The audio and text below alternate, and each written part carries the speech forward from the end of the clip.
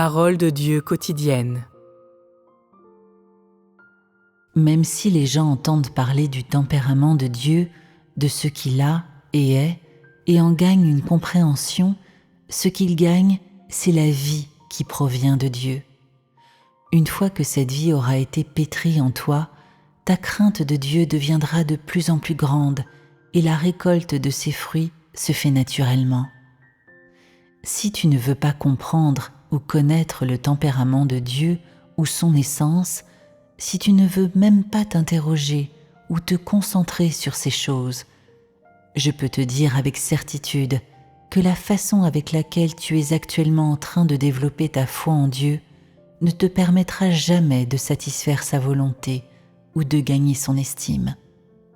Plus que cela, tu ne pourras jamais vraiment atteindre le salut. Ce sont les ultimes conséquences. Quand les gens ne comprennent pas Dieu et ne connaissent pas son tempérament, leur cœur ne peut jamais véritablement s'ouvrir à lui. Une fois qu'ils auront compris Dieu, ils commenceront à comprendre et à savourer avec foi et intérêt ce qu'il y a dans son cœur. Quand tu comprendras et savoureras ce qu'il y a dans le cœur de Dieu, ton cœur progressivement, peu à peu, s'ouvrira à lui. Quand ton cœur s'ouvrira à lui, tu sentiras à quel point tes échanges, tes demandes, ainsi que tes désirs extravagants étaient honteux et méprisables. Quand ton cœur s'ouvrira véritablement à Dieu, tu verras que son cœur est un monde infini et tu pénétreras dans un domaine que tu n'as jamais connu. Dans ce domaine, il n'y a pas de déception, pas de roublardise, pas de noirceur, et le mal y est absent. Il n'y a que sincérité et loyauté, lumière et droiture, vertu et bienveillance. Il est plein d'amour et d'attention, de compassion et de tolérance, et ainsi tu ressens le bonheur et la joie d'être en vie. Ces choses sont ce qu'il te révélera quand tu lui ouvriras ton cœur. Ce monde infini est plein de sagesse de Dieu et plein de son omnipotence. Il est aussi plein de son amour et de son autorité.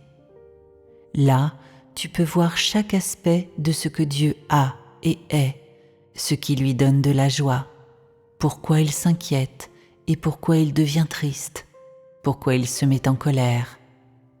C'est ce que chacun peut constater quand il ouvre son cœur et permet à Dieu d'y pénétrer. Dieu peut uniquement entrer dans ton cœur si tu le lui ouvres.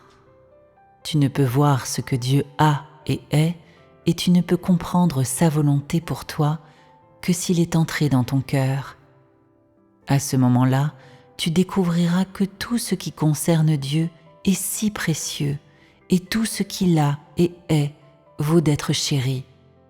Comparé à cela, les gens qui t'entourent, les objets et les événements de ta vie, même les êtres que tu aimes, ton conjoint et les choses que tu apprécies méritent à peine d'être mentionnés. Tout cela est si petit et vulgaire.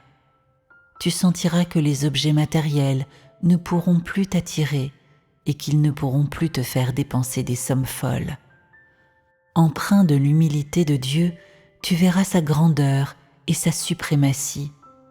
Encore plus, dans quelque chose qu'il avait fait et que tu croyais insignifiant, tu verras sa sagesse infinie et sa tolérance, sa patience, son indulgence et sa compréhension de toi. Cela provoquera en toi un amour pour lui. Ce jour-là, tu comprendras que l'humanité vit dans un monde répugnant, que les personnes qui sont à tes côtés et que les choses qui surviennent dans ta vie, même ceux que tu aimes, leur amour pour toi et leur soi-disant préoccupation ou inquiétude pour toi ne méritent même pas d'être mentionnés. Seul Dieu est ton bien-aimé et c'est uniquement Dieu que tu chéris le plus. Quand ce jour viendra, je crois que certaines personnes diront « L'amour de Dieu est si grand et son essence tellement sacrée. » En Dieu, il n'y a pas de roublardise, pas de mal, pas d'envie, pas de discorde, mais seulement droiture et authenticité. Tout ce que Dieu a et est devrait être désiré par les humains. Les humains devraient s'efforcer d'atteindre cela et y aspirer. Sur quoi est basée la capacité du genre humain d'atteindre cela ? Sur la compréhension humaine du tempérament de Dieu et de son essence.